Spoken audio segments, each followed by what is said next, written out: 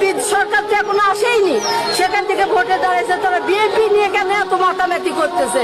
তারা কেন সবাই মিলে কেন এত অত্যাচার করতেছে? আমরা গ্রামে থাকতে পারছি না। নির্বাচন দাও, নির্বাচন দাও, নির্বাচন দেবে। 16 বছরে কি বাল ফেলাইছো? নির্বাচন ভারসা দিতি, 16 বছর ভোট দিতে পারি নাই। কেউ পালো না যায় ভোট দে, এই ভোট দেবো, নির্বাচন দে।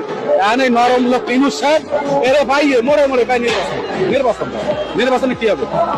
এই দেশে 16 বছর আপনি ভোট দিচ্ছেন, এই দেশের সরকার দেন তার পরিণতি কি হয়েছে?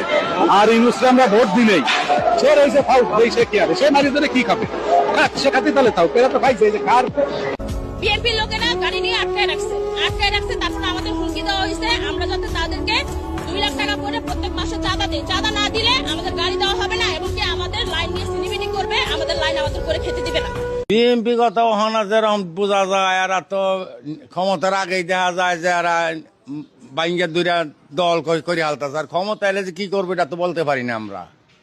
আওয়ামী লীগের সিজন আসিল, তারা তো আঙ্গরে পাত্তাই দিচ্ছে না, বিএনপি আইতেছে তাও পাত্তা দিত না। আমরা কই যাবো? যারা আঙ্গরে টার্সো দেবো গরিব মানুষ তাগর পাশে তো আমরা থাকবো।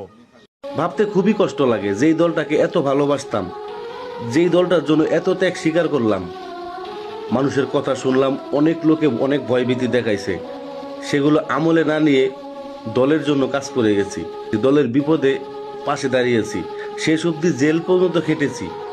আজ খুবই কষ্ট লাগে মানুষের মুখে দলটার বদনাম শুনতে।